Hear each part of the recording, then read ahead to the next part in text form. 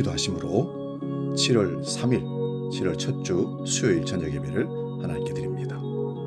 거룩하신 아버지 하나님, 하나님께서 우리를 사랑하심으로 7일을 열어주시고 벌써 세 번째 날을 우리에게 허락하였습니다.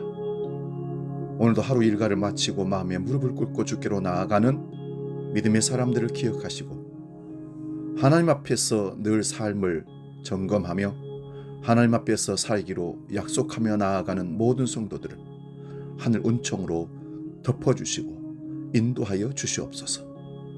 예수 그리스도의 아름다운 삶을 날마다 전하며 복음 전하는 자로 어디서든지 주께 쓰임받는 사명자가 되게 하여 주시옵소서. 오늘도 수요일 저녁 예배를 통해서 하나님께 기도하고 간구하는 모든 제목들마다 다 상달되는 응답받는 역사로 주님 역사하여 주시옵소서. 이 밤에도 예수께서를 통해서 우리에게 주시는 하나님의 놀라운 능력의 말씀을 깨닫고 삶을 결단하는 복된 시간으로 우리를 이끌어 주옵소서.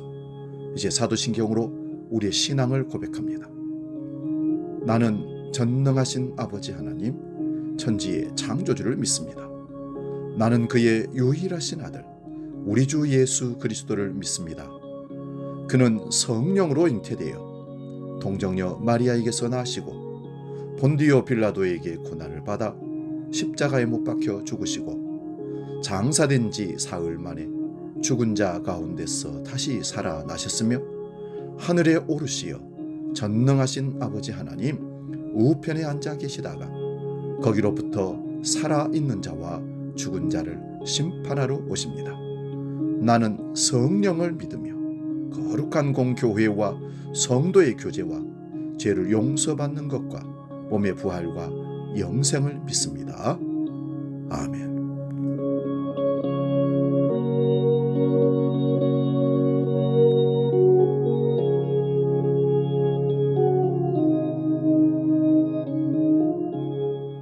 찬송가 595장 나 맡은 본분은 함께 찬송합니다.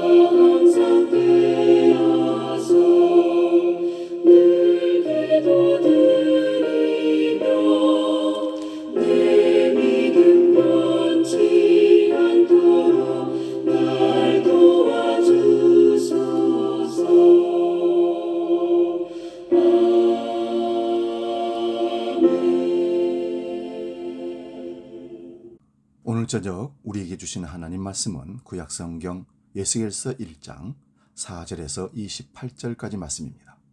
구약성경 1151면에 있습니다. 이 말씀 봉독할 때에 살아계신 하나님의 음성을 들을 수 있기 바랍니다.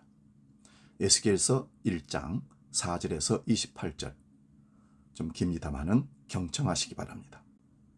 내가 보니 북쪽에서부터 폭풍과 큰 구름이 오는데 그 속에서 불이 번쩍번쩍하여 빛이 그 사방에 비치며 그 불 가운데 단새 같은 것이 나타나 보이고 그 속에서 네 생물의 형상이 나타나는데 그들의 모양이 이러하니 그들에게 사람의 형상이 있더라.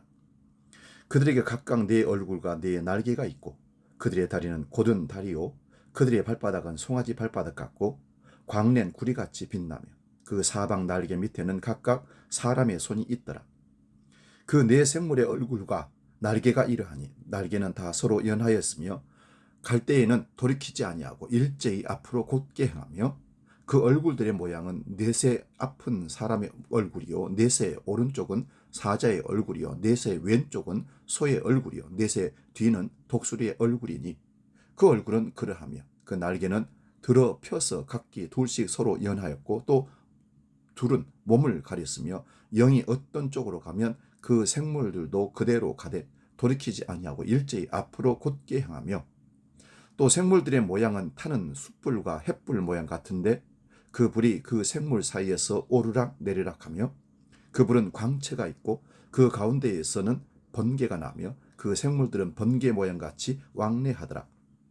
내가 그 생물들을 보니 그 생물들 곁에 있는 땅 위에는 바퀴가 있는데 그 네 얼굴을 따라 하나씩 있고 그 바퀴의 모양과 그 구조는 황옥같이 보이는데 그 넷은 똑같은 모양을 가지고 있으며 그들의 모양과 구조는 바퀴 안에 바퀴가 있는 것 같으며 그들이 갈 때에는 사방으로 향한 대로 돌이키지 아니하고 가며 그 둘레는 높고 무서우며 그 네 둘레로 돌아가면서 눈이 가득하며 그 생물들이 갈 때에 바퀴들도 그 곁에서 가고 그 생물들이 땅에서 들릴 때에 바퀴들도 들려서 영이 어떤 쪽으로 가면 생물들도 영이 가려 하는 곳으로 가고 바퀴들도 그 곁에서 들리니 이는 생물의 영이 그 바퀴들 가운데 있음이니라.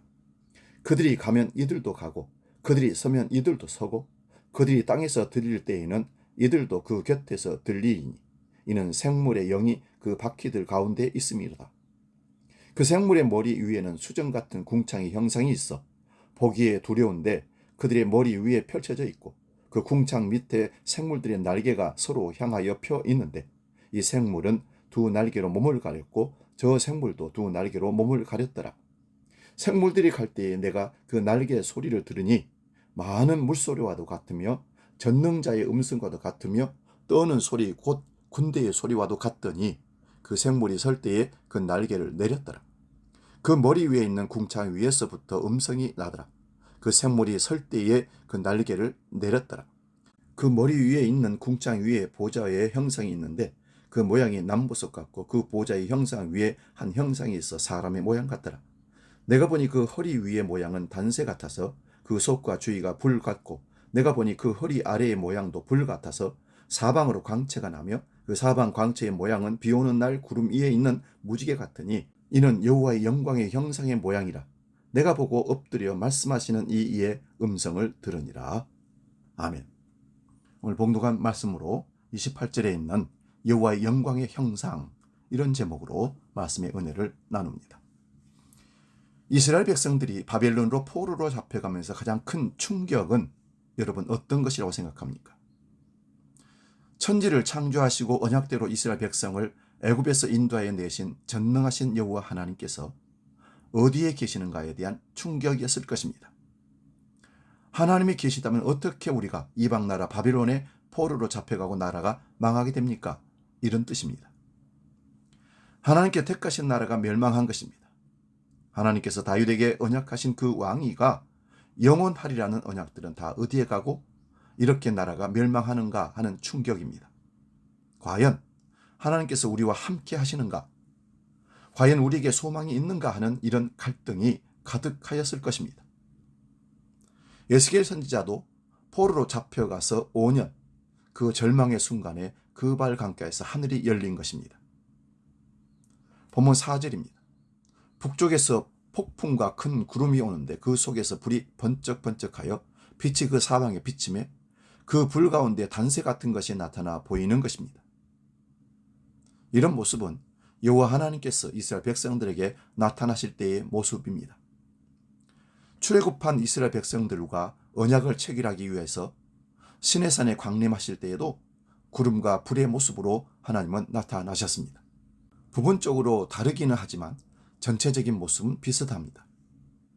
그리고 엘리야에게 하나님께서 나타나실 때에도 강한 바람과 지진과 불이 지나고 나서 세미한 음성이 들립니다. 출애굽기에서도 하나님 말씀이 제일 끝에 들리고 엘리야도 그리하고 에스겔서도 끝에 하나님의 음성이 들립니다. 그러므로 하나님께서 말씀하시기 위하여 강림하시는 모습이 엄청난 두려움으로 임합니다. 본문 5절에서 25절까지 네 생물이 영에 의해서 움직이는 모습을 묘사하고 있는데요. 무엇과 같다고 말하고 있습니까?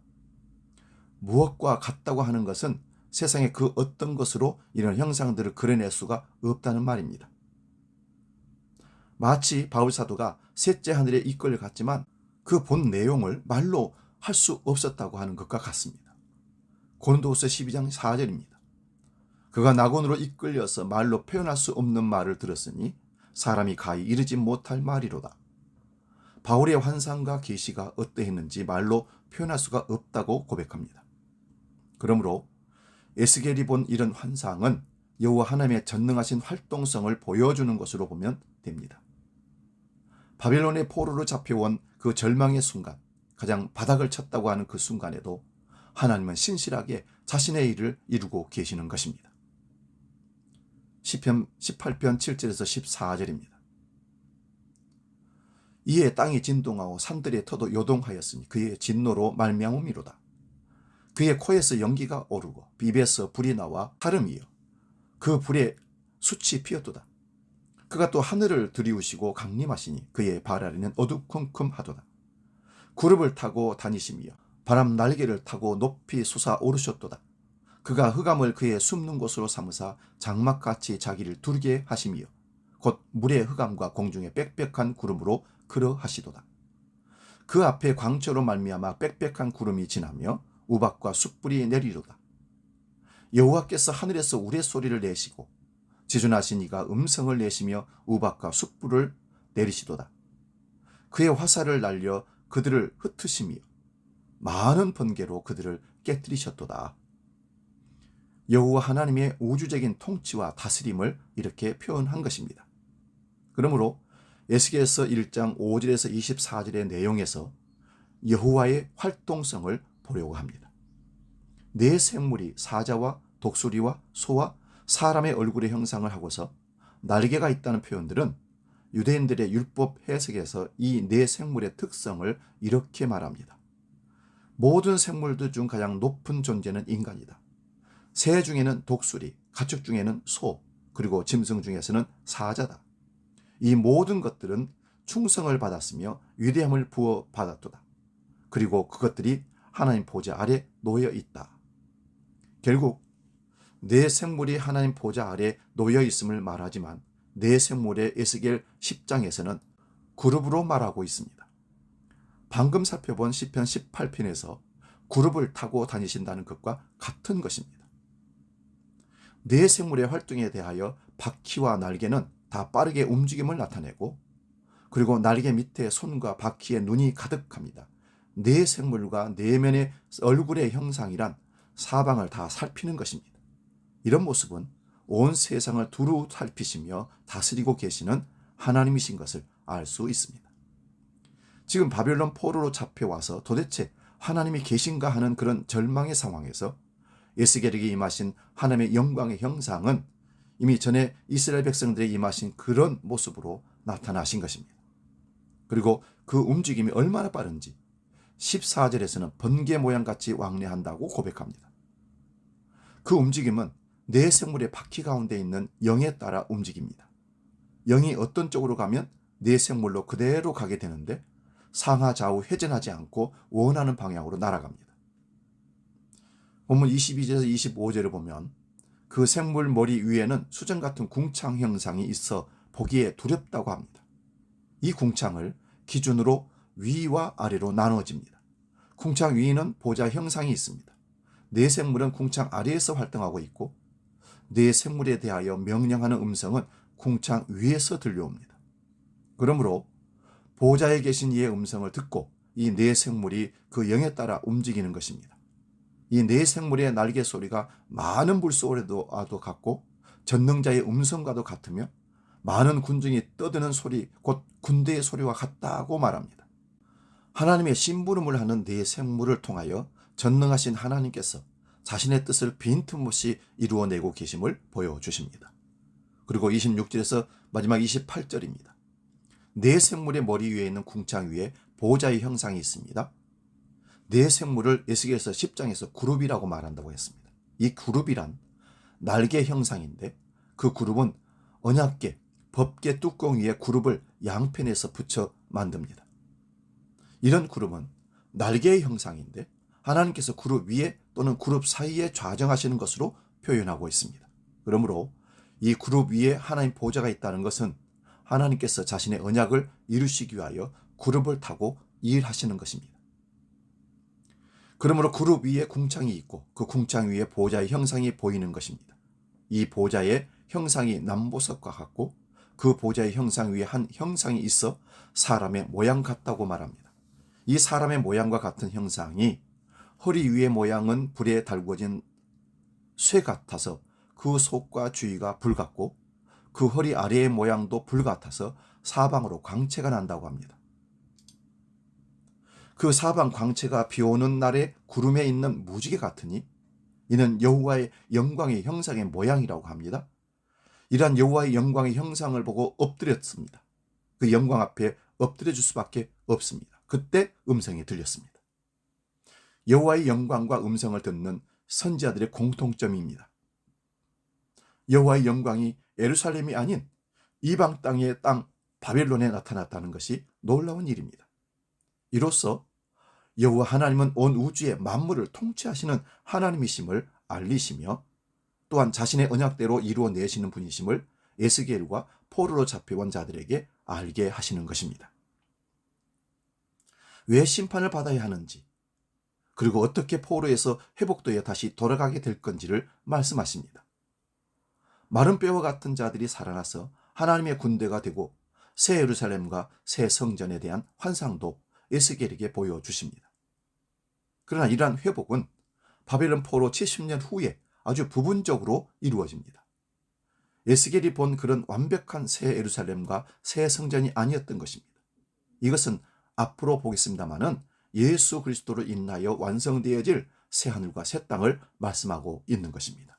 그러므로 네 생물과 함께 궁창 위에 보좌에 드러난 여호와의 영광이 무엇을 말씀하시는지 신약 성경을 통해서 살펴보겠습니다.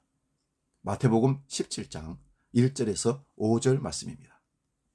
엿새 후에 예수께서 베드로와 야고보와 그 형제 요한을 데리시고 따로 높은 산에 올라가셨더니 그들 앞에서 변형되사 그 얼굴이 해같이 빛나며 옷이 빛과 같이 희어졌더라.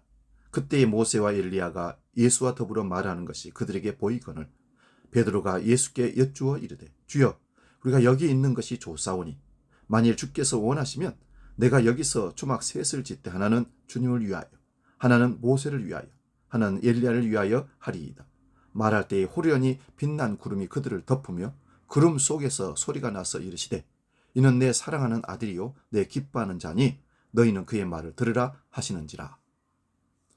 예수께서 베드로와 야고보와 요한을 데리시고 따로 높은 산에 올라가셨는데 그들 앞에서 예수님이 변형되셨습니다. 그 얼굴이 해같이 빛나며 옷이 빛과 같이 희어졌다고 합니다. 그리고 모세와 엘리야도 함께 보입니다. 이때 호련히 빛난 구름이 제자들 위를 덮으며 구름 속에서 소리가 나서 이르되 이는 내 사랑하는 아들이요 내 기뻐하는 자다. 너희는 그의 말을 들으라고 하십니다. 평소에 알고 있는 예수님이 아닌 모습으로 보인 것입니다. 그 영광이 바로 구약의 여호와의 영광이 임할 때의 모습입니다. 그때 모세와 엘리야는 호련히 사라지고 너희는 그의 음성을 들으라는 것이 하늘에서 들렸습니다. 그러므로 여호와의 영광의 형상이 예수 그리스도라는 말씀입니다. 요한복음 1장 14절입니다. 말씀이 육신이 되어 우리 가운데 거하심에 우리가 그의 영광을 보니 아버지의 독생자의 영광이요 은혜와 진리가 충만하더라. 골로새서 1장 15절에서 17절도 봅니다.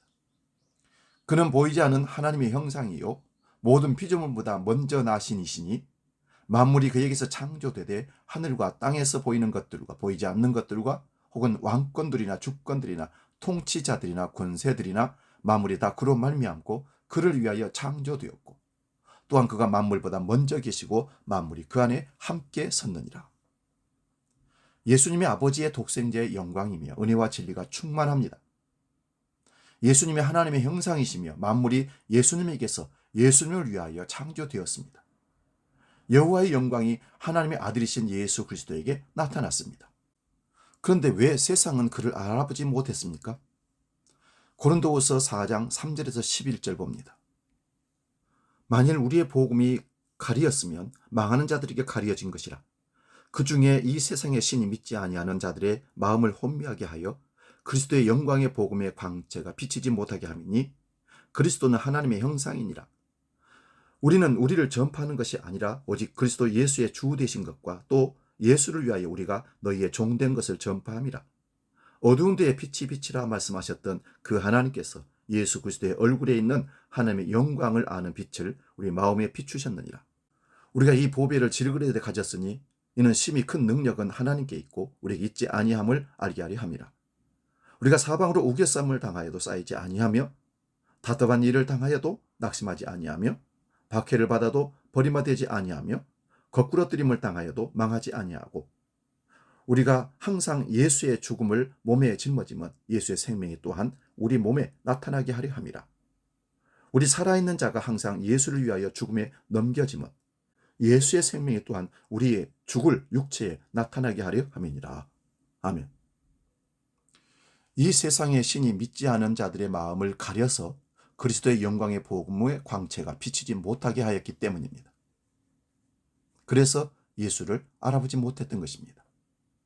사람들이 원하는 그리스도의 영광이란 마치 구약시대에 나타난 그런 영광으로 기대하고 있었습니다. 그러나 하나님께서 그런 영광의 모습으로 오셨다면 그때가 바로 이 세상의 심판님 끝입니다.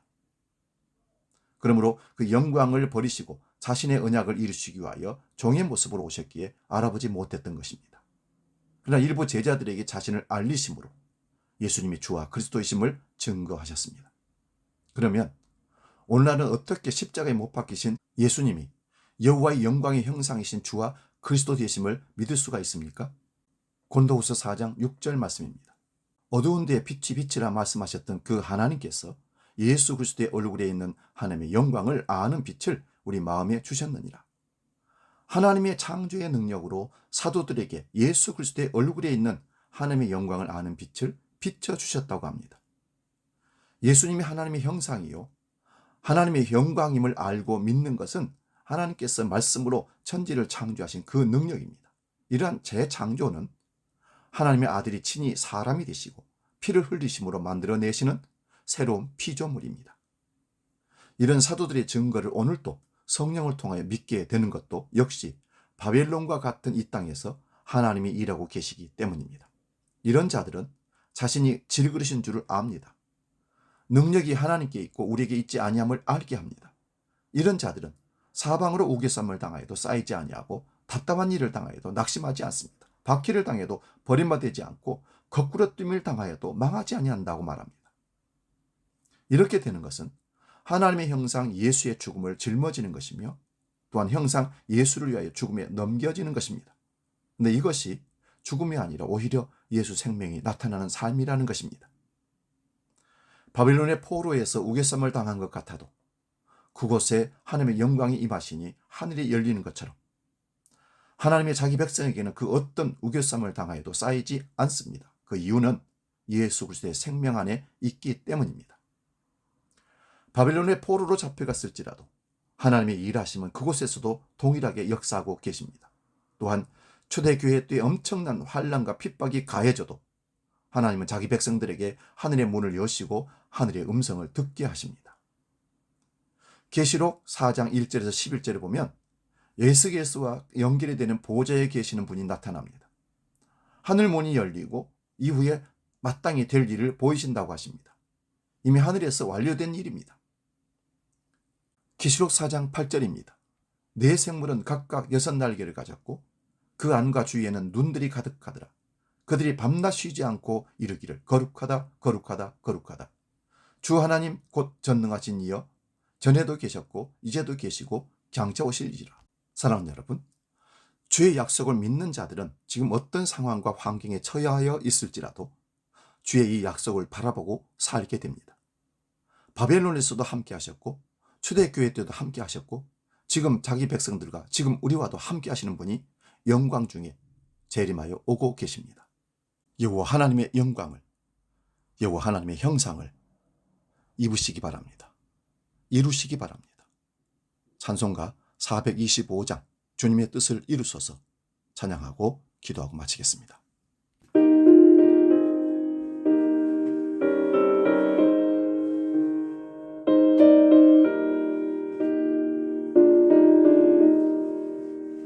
주님의 뜻을 이루소서. 고요한 중에 기다리니 지능과 같은 날 빚으소.